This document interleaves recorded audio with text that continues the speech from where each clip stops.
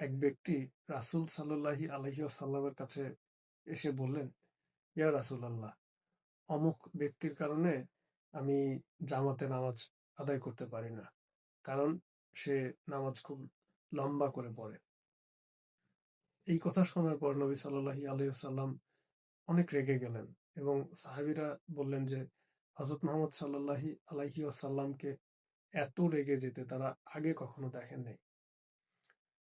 হযরত মুহাম্মদ সাল্লাল্লাহু আলাইহি ওয়াসাল্লাম সবাইকে উদ্দেশ্য করে বললেন, হে লোক সকল, তোমাদের মধ্যে কেউ কেউ এমন কাজ করে থাকো যার কারণে দ্বীনের প্রতি মানুষ বিরক্ত হয়ে যায়।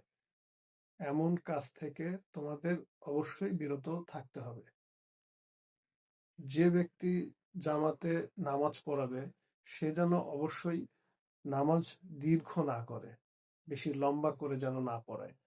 কারণ হচ্ছে যে জামাতে অনেক অসুস্থ, রুগ্ন, দুর্বল এবং কর্মব্যস্ত মানুষও থাকে।